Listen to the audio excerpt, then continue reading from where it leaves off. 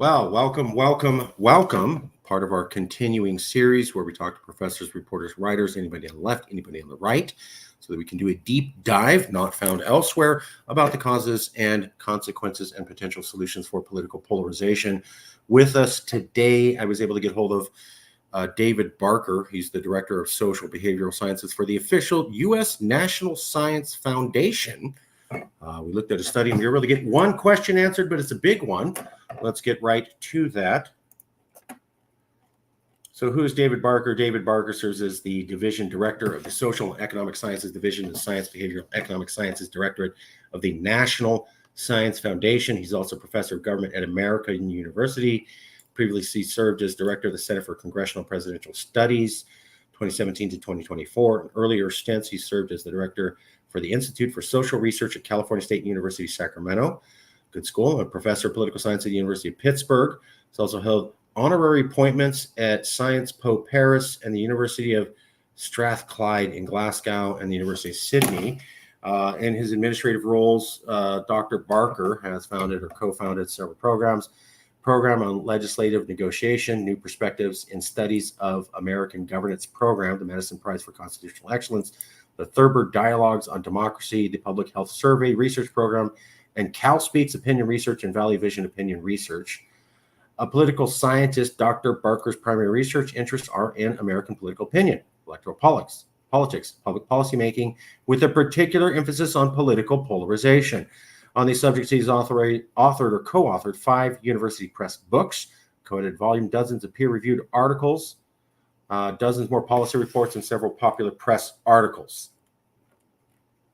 And this is the book where I found the doctor, The Politics of Truth in Polarized America. It reviews the concepts, causes, consequences surrounding the politics of truth, offers new research by 32 of the most renowned social scientists on the dynamics of politically motivated fact perceptions, provides the most comprehensive treatment of the post-truth phenomenon on the scholarly market.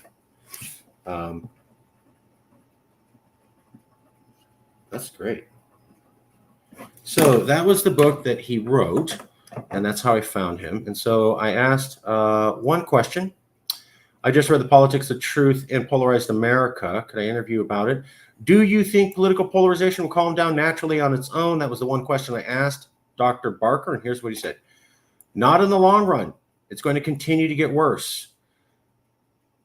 At least if we're talking about effective identity-based and factual polarization. Interestingly enough, policy-based polarization was much lower than it was 10 years ago, whereas those other kinds I mentioned above, worse. In the long run, as we become more wholly racially and ethnically integrated, and as current diverse Gen Z and Gen Alpha generations move into the middle age, there may be less for the formerly dominant groups to fear because the change will have already happened and it will just be what it is. We're talking 20 to 30 years though. So at least if we're talking about effective identity-based and factual polarization. So policy polarization is much lower. So this also gets at the Delia Baldessari theory. So the theory is that you go back 20 years ago and you said, I would support gay marriage. Only Democrats would say that.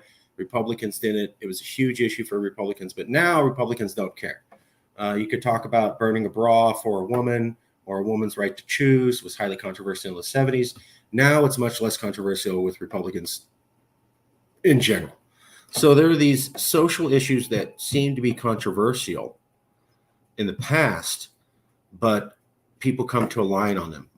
Perfect example, Obamacare. So Republicans were much against it, and now they've kind of basically accepted it. So the professor is saying, when you look at real policies, there's much less polarization than there was in the past. However, when you look at, I hate you because you're an evil Republican or you're a pedophile Democrat, that has gotten much worse, and it's going to continue to get worse. So effective polarization, identity-based, you're an evil Republican, you're an evil Democrat, that is bad, and it's only going to continue to get worse. Policy differences are much less than they were now. So while people have agreement on policy, they're much more likely to hate each other. Now, a lot of that may have some racial, ethnic, and Gen Z, Gen Alpha demographic changes to it. And there may be less fear from this group as demographic changes happen, but we're talking about a 20 to 30 year period to get there. So it's going to get worse with identity-based I hate you polarization. How long? For the next 20 to 30 years. That's what he's saying. It's from this book, and it's from this doctor who's very distinguished in the National Science Foundation. Not a lot of hope for the future. It'll take a while for people to become adjusted. In the meantime, they're going to be much more angry. So we'll leave it there. Hey, good to see you. Good to see you. Good to see you.